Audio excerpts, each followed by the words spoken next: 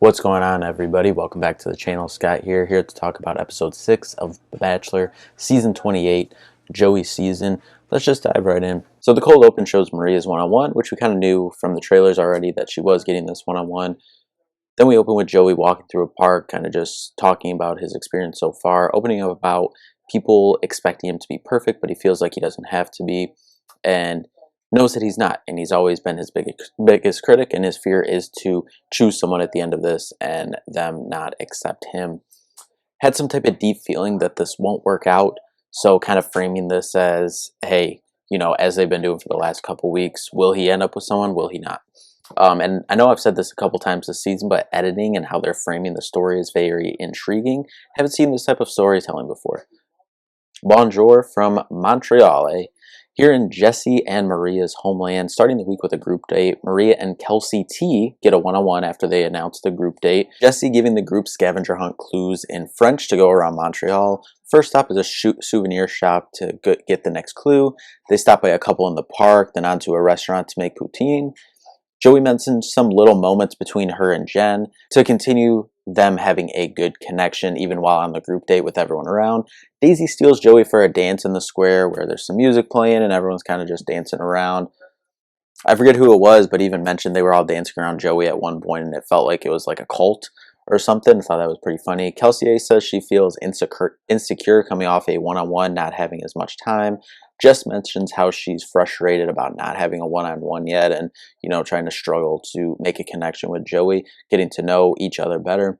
Mood definitely kind of weird. I think we're just at this point in the season where everyone's forming connections and needs that one-on-one time. Joey's looking to dig deeper with everyone, shares how this morning was tough, which we saw about him feeling the weight of this. Then we go into some of the conversations at the night portion. Caitlin gets emotional, opening up about seeing the connections and not getting a one-on-one. And I want to see more of Caitlin. See, we haven't seen a lot of her. Would like to see what's there and if there's any connection between her and Joey. Kelsey A shares similar emotions as we talked about earlier. Joey assures her he's sure of what this is. She tells him she's starting to fall in love with him. Lexi asks where Joey is in terms of timing as far as engagement, starting a family. Joey says 2 to 3 years engaged, then a couple years until starting a family. But then we cut away afterwards and she said she needs to think about what that means, obviously given her condition where she's unsure if she'll be able to have her own kids. She said it's complicated, so we kind of just leave that as a footnote right there to come back to later. Then she says she's falling in love with Joey as well. Joey said he almost jumped up and started dancing after that one and said he's on cloud 9. Said he feels like he's getting closer to saying it. Didn't say about who, but just said he's getting closer to saying it. Jess is still stressed. Then they finally have a one-on-one conversation. She then expresses how the group date was hard because she is falling in love with him. Joey's face, you could kind of tell, just wasn't feeling it. Joey said he hasn't been able to picture it with Jess, said, I don't think it's right to keep you here, and ends up walking Jess out. I genuinely feel bad for her. I feel like she's not getting a favorable edit, and, maybe the producer's kind of pulling her in which ways and kind of just framing the story for her. Being so vulnerable takes courage, so hats off to Jess for that, and unfortunately it didn't, work out for her. But you had to commend her for being vulnerable like that and putting herself out there, especially in a tough situation like this. Jen ends up getting the group date rose. First up is the Kelsey T one-on-one date. Excited to finally see some more of Kelsey T. They're training to be a part of Circus Soleil. Joey getting very dizzy. Let's hope he can keep that poutine down. Then we cut back to the hotel, and Lexi says her and Joey might not be on the same timeline. They're kind of teasing this throughout the whole episode in terms of marriage and kids. She wants to find a way to talk to him again this week. At the dinner portion, Kelsey T tells him her feelings are deepening, opens up about that she hasn't had the best relationship with her family, specifically her dad, that they basically explained how they were close growing up, but he stopped talking to her for a while due to religion, and he didn't support her decision to go to college and basically wouldn't allow her to live there if she wasn't going into religion. So she went and lived with her mom, and it affected her trust in relationships. She said it's a work in progress, doing small things to try to rebuild a relationship, but obviously that's a lot of time lost. And first off, again, incredible strength by Kelsey T being able to open up about that show, about that story, not just to Joey, but to obviously all of us as well. Watching her, share that really vulnerable story with us. So, hats off to her. Incredible strength to share that with all of us. She ends up getting the rose at the end of the date. A butler shows up to take Maria on her one-on-one.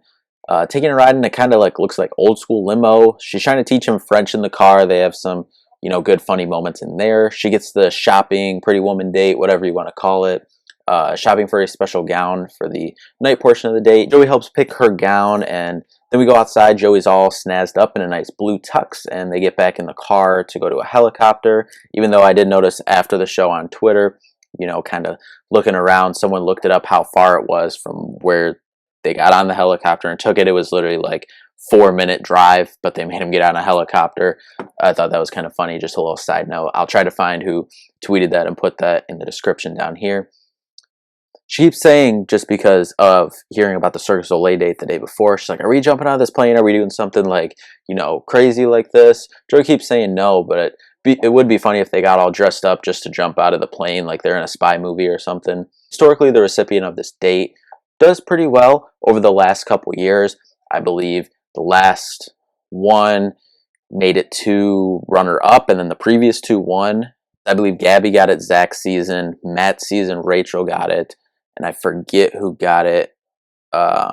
Yes, Susie got it in Clayton's season. That was kind of out of order, but so you see that historically the last couple years it's gone pretty well for Maria, but obviously we've seen in a lot of teasers and dramas, maybe, that won't be the case this time, but no spoilers. That's just, what the trailers seem to be hinting at, but will that happen? Will it not? We shall see. At the dinner portion, she shares how she was in a relationship and she was in it for an engagement and, an engagement like soon. And he was in it for down the line and, not serious about it right now from what it sounded like. So she ended up getting out of that relationship. She said she's falling for him. They ended up getting a private concert and have a nice moment there as she gets the rose from the date. Back to the hotel, we finally get the Lexi portion of this episode that seems like it's been kind of building the whole episode. She seems to think they're on two different pages as she's going to talk to Joey. You can see where this is heading. She said waiting isn't really something she has the privilege to wait in terms of starting a family. Joey's stunned, says he feels crushed. He could see her as his wife, was willing to talk through it and figure out if he could see himself getting there. He ends up walking her out. She goes and tells Maria and Daisy she ended things with him. At least that's all they showed. She could have said it, to more of the ladies back there in the hotel.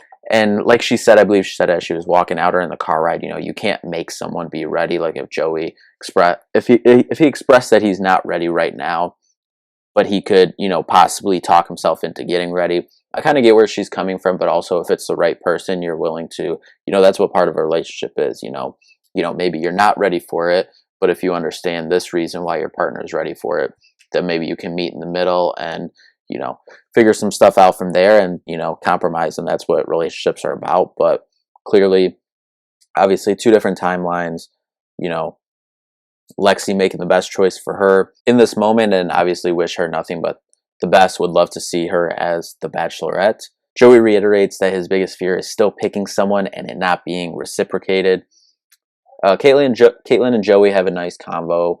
Daisy says it's make or break for her, and then pulls out her feet and says it's make or break if you give good foot massages. Makes a few jokes about that. Thought that was a funny moment that we finally got to see Daisy. Feels like we haven't got a lot of her the last couple weeks after, we got so much the first, say 2 weeks, 3 weeks maybe of her. Jen teaches Joey the piano. The awkward part was it was in front of everyone. Rachel, in a conversation later, has jokes for him and says, thanks for serenading us. Only 3 roses. Caitlin and Leia go home, off to Jasper, Canada.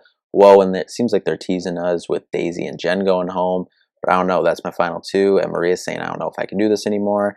Seems like the direction it's heading. Obviously, we don't know any spoilers, but who knows? It's going to be an exciting week again next week, coming up on the verge of hometowns. But thank you all so much for watching. We'll see you in the next one. Peace out.